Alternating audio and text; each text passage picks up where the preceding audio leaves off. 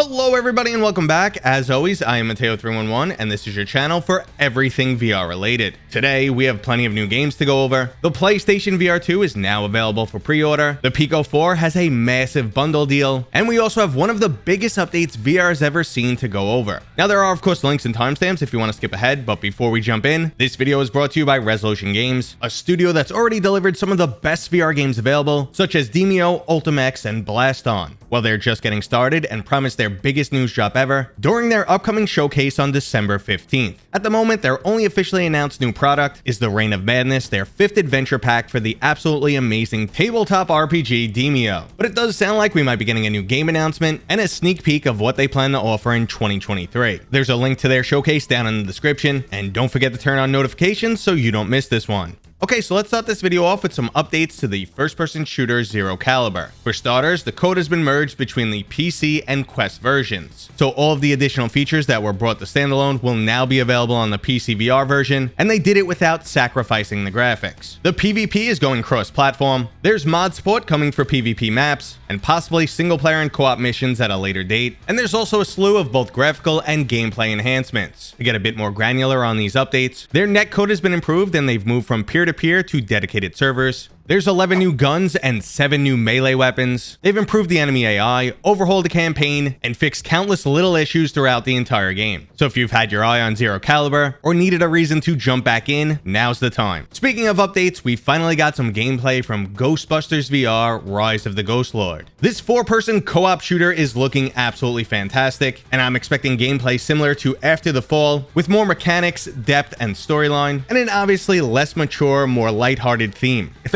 Dreams plays this title right, I really think they have a winner on their hands, and I am just getting more and more pumped to get my hands on this game. We also got a first look at the upcoming game Behemoth. Unfortunately though, it's just a cinematic trailer, but man am I intrigued. Dark themes, a struggle for survival, brutal combat, and gigantic creatures. This is coming from Skydance Interactive, the same studio that brought us the absolutely amazing Saints and Sinners series. Now there's no planned release date or gameplay footage just yet, so as much as I'm intrigued, I really need to see more. Another title that you might want to get your hands on is Resist. This title originally released over a year ago on the Quest 2 platform, and it was an excellent combination of storytelling, mechanics, and combat. My only issue was I played a pre-release version where the Spider-Man style swinging locomotion had not been updated yet, and I just couldn't get past the feel. Well, I can happily say it has been updated since, and PC players can now finally get to experience it. It's definitely worth the $20 asking price, especially if you're sick of VR games that have minimal mechanics and don't even make any attempts at a storyline. Now, if you're interested in using VR for more than just gaming, AmazeVR promises the most immersive concert experience. Right now, you can see Megan Thee Stallion shake her booty up close and personal for free, which is one of the reasons this app has a mature 17+ rating. Now, this is only currently available from App Lab, so I will include a link down in the description. And I know a lot of companies have tried to pull off the whole virtual concert thing, but it looks like AmazeVR is finally onto something. But if you just enjoy the casual fun that VR has to offer, we have Playin Pickleball. You can learn how to play this combination of tennis meets ping pong, practice your swing against some ball launchers, play against people online in either singles or doubles, or compete against the AI. So if you're casual or competitive and have any interest in playing pickleball, go check out this game. It's currently available on App Lab, but will be releasing on the official store this month. Now our last gaming story is for Fortnite VR, which isn't happening. Months ago, references to the Quest 2 were found in a Fortnite update. This led individuals to speculate that Fortnite VR might actually become a possibility. Now when you combine this information with the fact that Meta owns Armature, the studio that did the absolutely fantastic Resident Evil 4 port, and it also previously worked on Fortnite, it seemed like this story could actually be true. But Epic Games CEO Tim Sweeney said nope, this isn't happening. His major reason for not pursuing Fortnite in VR is he just didn't think it would work well. Now that topic is definitely up for debate, as battle royale games do work well in VR, but over time Fortnite has morphed into this crazy mess that may no longer be suitable for VR, and I doubt Epic Games would want to manage an additional version that has a pretty small player base. But let's move on to some much better hardware news. For starters, third-party accessories are finally coming for the Pico 4. Now while comfort is subjective, I do know multiple YouTubers who complained about the facial insert on the Pico 4. While I personally didn't have that issue, it appears that enough people did, and Geek VR has designed a brand new facial interface. So it looks like I'll be testing some Pico 4 accessories in the near future. But even better Pico 4 news is their massive bundle sale that they're running until January 10th. You'll get 6 amazing games that show off what VR has to offer. There's the excellent workout title Les Mills Body Combat, the single-player JRPG Runes Magus, the 4-person zombie co-op shooter After the Fall, the puzzle exploration title Shores of Laki, the casual sports title All-in-One Sports VR, and the absolutely best sports simulation title Walkabout Mini Golf.